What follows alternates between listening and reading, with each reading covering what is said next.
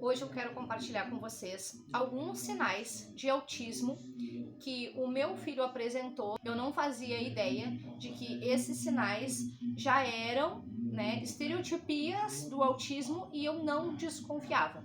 Então eu te convido a ficar até o fim do vídeo. Eu vou falar 13 sinais, 13 sintomas que o meu filho apresentou, e eu acredito, que a gente sempre deixa por último, eu acredito que o último vai ser o que muitas de vocês vão se identificar com o seu filho também. Então, antes de mais nada, eu já quero te convidar a deixar um like nesse vídeo, se inscrever aqui no canal para ajudar o canal a crescer, o YouTube reconhecer que tem conteúdo de valor aqui, e eu vou trazer muito mais coisas a respeito do autismo.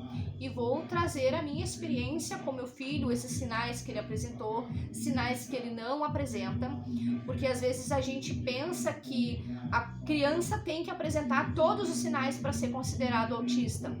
E algumas crianças não apresentam todos os sinais. Eu acho que nenhuma criança vai apresentar os 50 sinais que tem, as 50 estereotipias que o pessoal apresenta. Eu acho que ninguém vai apresentar todas aquelas estereotipias. Então, já falo hoje que hoje eu vou trazer 13 sintomas, sinais que o meu filho apresentou. E no decorrer dos vídeos eu vou me lembrando de mais e vou trazendo para vocês um pouquinho mais explanado. Então, o primeiro sinal que ele apresentou desde pequeno, ele sempre ficou tirando as pelezinhas do dedo. Sabe assim, ó, a pelezinha ali, ele começou a arrancar a pelezinha e eu achava que era normal, porque eu também me incomodo, eu tenho muito a pelezinha. Só que no polegar, ele chegava a fazer uma ferida no polegar, ficava em carne viva no canto do polegar, de tanto que ele cavocava aquela pelezinha. E eu simplesmente achava que ele ficava incomodado por causa da pelezinha. E não, depois eu fui descobrir que isso é um dos sinais que a criança, nos transmite no transtorno do espectro autista. O segundo sinal que ele apresentou, que logo quando ele começou a caminhar, eu vi que ele girava, ele ficava girando, rodando, como se ele estivesse cirandando no próprio eixo. Se tu colocasse um objeto no chão, ele ficava girando em torno daquele objeto. Isso foi algo que logo que ele começou a caminhar, ele fazia muito. E eu achava que era uma brincadeira inocente. O terceiro sinal que o Josué apresentou, quando ele começou a caminhar, ele começou a fazer uns gritinhos também. E eu me lembro que eu conversava com um amigo meu e dizia pra ele, o guri grita do nada. E esse meu amigo ainda falou pra mim, mas será que não é porque tu grita muito com ele? Eu disse, não sei, eu realmente não sei. E depois, com o tempo, e até hoje, do nada, ele dá esses gritinhos. Não é com a mesma frequência de antes, mas ainda ele faz isso. Do nada, tu tá parada ou ele tá brincando e do nada ele começa a dar os gritinhos. Do nada ele começa a dar os gritinhos e aí ele sai correndo pra lá e pra cá, parece assim que tu ligou na tomada, carregou as energias e ele sai correndo, gritando, fazendo é só grito, ele não fala nada, ele simplesmente grita e fica correndo junto. O quarto sinal que eu sempre achei muito lindinho e eu achava também que era uma brincadeira de criança, mas ele ficava arrastando os pés, fazendo assim tipo uma dancinha. Eu até vou catar uma partezinha de um vídeo e vou colocar aqui pra vocês. E eu achava que aquilo era coisas de criança e não, isso já era um dos sinais que ele estava apresentando sobre o autismo. O quinto sinal que ele me deu, a famosa ficar girando a rodinha do carrinho, Ele sempre pegava o carrinho e ficava girando. E eu tive que ensinar ele que o carrinho tu pega e coloca a flexão, ou tu joga o carrinho, ou tu... maneiras que tu tem de brincar com o carrinho, porque ele simplesmente se sentava ou acocava ali no chão e ficava girando, só girando aquela rodinha. Onde ele via a roda, ele ficava girando. Até hoje a minha bicicleta, quando eu coloco no pezinho da bicicleta, ele vai lá na roda e dá um tapa porque ele acha o máximo ver a roda girando. O sexto sinal que eu achava que era porque ele estava com sono, porque eu li algumas coisas e depois eu fui ver que é diferente, A criança quando tá com sono, ela pega o cabelo e ela fica fazendo assim. Josué não, ele pegava o cabelo e puxava. Ele simplesmente pegava o cabelo e puxava. E eu dizia pra ele, isso vai te machucar, né? Não faz, vai te machucar. E ele simplesmente pegava o cabelo e puxava. É diferente dele fazer isso aqui, né? Quando a criança tá fazendo isso, é porque tá com sono. Mas quando ele puxa, quando ele fica, né, tipo, se automutilando, vamos supor assim, quando ele fica se autopunindo, era um dos sinais e eu não sabia. O 7º sinal, ele começou a bater no próprio rosto. Do nada ele pegava as 2 mãozinhas e batia no próprio rosto. E aí eu tinha que ir lá segurar ele e falar pra ele que aquilo não podia, que ele ia se machucar. E já aconteceu de ele se bater e depois ele ver que bateu muito forte, ele olhava pra mim e disse, ó, viu, vai te machucar. Aquela coisa do estímulo da dor, o meu filho não tem. Ele simplesmente fica se batendo. Eu acho que quando chega num determinado momento que ele tá se batendo, que daí ele sente que deu alguma adormecida no rosto ou alguma coisa do tipo. Porque o estímulo da dor que outras crianças têm, que crianças típicas têm, o meu filho não apresentou. O 8º sinal, que eu também eu sempre achei muito estranho, mas depois do diagnóstico que eu fui perceber. Eu não sei, se eu não me engano, eu já comentei em algum vídeo que eu quebrei uma motoca dele, porque eu fiquei brava, porque ele vinha com a motoca e passava por cima do meu pé. E eu dizia pra ele, Josué, tu tá me machucando. Josué, isso está doendo.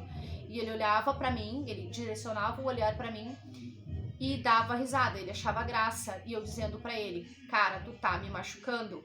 E ele, até hoje, ele pega a bicicleta e vem e tenta passar por cima do meu pé.